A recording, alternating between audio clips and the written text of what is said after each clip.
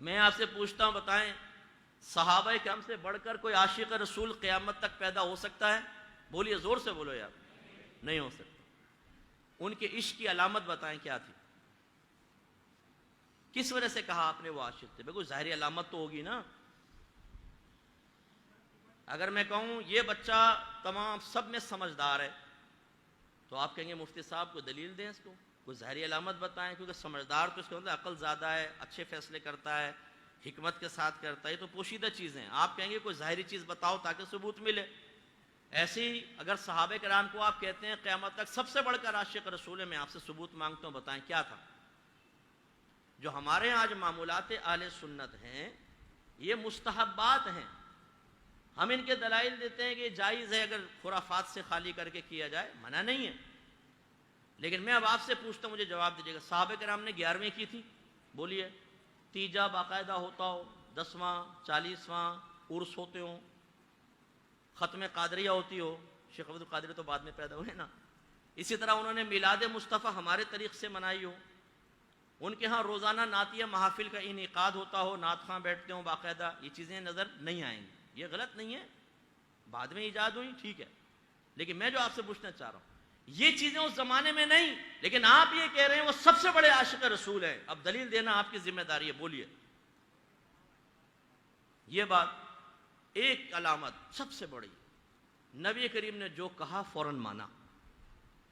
یہ کامل عاشق اور کامل غلام کی علامت ہوتی ہے. اب اسی کی روشنی میں آپ اور میں اپنے آپ کو پرکھ لیں. ہم میں سے بہت سارے ایسے ہوں گے جو نام کے غلام اور نام کے عاشق ہیں، کہ جب تک لنگر کھانے کو ملے، جب تک عزتیں ملے، جب تک نام کے نعرے لگے تو بہت اچھا نبی کا عشق، اور جہاں پہ ہمیں اطاعت رسول کا کہا جائے وہاں دنیا غالب، امی غالب، ابا غالب، بیوی غالب، بچے غالب، دنیا غالب. اجازت ملے گی تو نبی کا کہنا مانیں گے، ورنہ نہیں مانیں گے. اس طرح مسلک چلتے ہیں، اس طرح دین چلتا.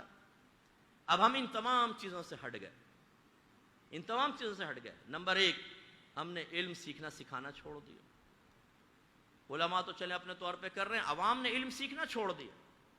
میں بعض اوقات یہ باتیں کہتا ہوں، کوئی اینٹی ہو کے نہیں کہتا ہوں، میں شعور کی بیداری چاہتا ہوں. آج آپ ایک بڑے نعت خوان کو بلا لیں، معروف نعت خوان کو، آپ کی پوری مسجد بھر جائے گی.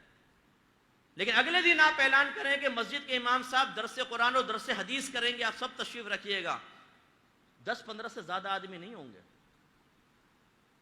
آج آپ گھر جائیے گا، میں بالکل گراؤنڈ ریلیٹیز پہ کلام کرتا ہوں، خوابی باتیں نہیں کروں گا. گھر پہ جائیں، اپنی زوجہ سے پوچھیں کپڑا پاک کرنے کا طریقہ بتاؤ، شرعی طریقہ کیسے، کپڑا کیسے پاک ہوگا، کارپیٹ کیسے پاک ہوگا. نجاست غلیظہ پوچھیں کہ انسانی بدن سے کون سی چیزیں نکلتی ہیں، نجاست غلیظہ ہیں. چھوٹے بچوں سے کون سی چیزیں نکلتی ہیں، نجاست غلیظہ ہیں، کہ ان کو پاک کرنا لازم ہوتا ہے. پوچھیں اپنی زوجہ سے. اپنی زوجہ سے پوچھیں کہ اس نے حیض اور نفاس کے مسائل کس عالمہ سے سیکھے، کون سی کتاب سے سیکھے. امی جان، دادی جان، بڑی بہن، خالہ، ان سے پوچھ رہے ہیں آپ نے کس سے سیکھے؟ کسی سے نہیں. سنی سنائی باتوں سے حیض و نفاس کے مسائل. اتنی لڑکیاں خواتین گھر میں غلطیاں کر رہے ہیں، کچھ امتحان ہے. آپ ہم حنفی ہیں کہ نہیں؟ امام اعظم کو مانتے ہیں؟ جائیے گھر میں اور اپنے آپ سے بھی کوشچن کریں کہ ہم ایک امام اعظم کی تقلید کیوں کرتے ہیں. تقلید کسے کہتے ہیں، اس کی شرعی تعریف کیا ہے؟ اگر کوئی غیر مقلد کہتا ہے کہ ہم تو تقلید کو نہیں مانتے، ہم تو کسی امام کی پیروی کو نہیں مانتے، ہم قرآن و حدیث کی پیروی کرتے ہیں، تم کہتے ہو کہ امام کی پیروی کرو، حالانکہ تمہارے 4 امام ہیں، امام اعظم، امام شافعی، امام مالک، امام احمد بن حنبل، لیکن تم کہتے ہو ایک امام کی پیروی کرو، حالانکہ تینوں حق ہیں، چاروں حق پر ہے، لیکن ایک امام کی پیروی کرو. کیوں؟ تقلید کیا ہے؟ تقلید شخصی کیا ہے؟ سمجھا سکتے ہیں ہم؟ علم ختم ہو گیا. آپ میں سے کتنوں نے وضو باقاعدہ کسی عالم سے سیکھا ہے؟ یہ کتاب پڑھ کے سیکھا ہے؟ مسجد میں آتے ہیں، دیکھتے ہیں وضو ہو رہا ہے، ہم نے بھی دیکھ دیکھ کے سیکھ لیا. ایک یوں لے کے مار رہا ہے، ہاں یہ بھی صحیح ہوگا. ایک یوں لے کے یوں کر رہا ہے، یہ بھی صحیح ہوگا. ایک یوں کر کے پھوکے مار رہا ہے، ہم نے کہا یہ بھی صحیح ہوگا. ایک ہاتھ دھو رہا ہے تھوڑا تھوڑا یوں، یہ ملا، پھر یہ ہاتھ دھونے کے بعد یہ صحیح بھی ہے کہ نہیں ہے سنت کے مطابق. بچے ہمارے دیکھ رہے ہوتے ہیں. پھر نماز میں جب آتے ہیں، ایک یہ تکبیر لگا رہا ہے آسمان کو دیکھ کے، ایک پیروں کو دیکھ کے لگا رہا ہے، ایک کی انگلیاں بالکل ملی ہوئی ہیں، ایک کی انگلیاں بہت کھلی ہوئی ہیں، ایک یوں کر کے لگا رہا ہے، ایک یوں کر کے لگا رہا ہے. اب ہمارے بچے کہتے ہیں پتہ نہیں کون سا صحیح طریقہ ہے، کہتے ہیں چلو سب کو وقت کا امام اعظم مان لو، سب کی پیروی جو کر لو۔ کتنوں نے ہم میں سے نماز سیکھی ہے باقاعدہ کسی عالم دین سے، کوئی کتاب پڑھ کر؟ آپ میں سے بہت سارے دکان چلاتے ہوں گے، بہت سوروں نے پیسہ انویسٹ کیا ہوگا، بہت سارے بزنس کرتے ہوں گے، لیکن کبھی آپ نے بزنس کے مسائل سیکھے ہیں؟ کرائے پہ آپ چیز کو لیتے دیتے ہیں، اس کو اجارہ کہتے ہیں عربی میں، اجارے کے مسائل آپ نے سیکھے؟ بہت سے شوہر بیٹھے ہوئے ہیں، آپ نے سیکھا ہے کہ عورت کے حقوق کیا ہیں اور فرائض کیا ہیں، اور آپ کے حقوق کیا ہیں، آپ کے فرائض کیا ہیں؟ آپ نے طلاق کے مسائل سیکھے ہیں؟ آپ کو نان نفقے کی معرفت حاصل ہے؟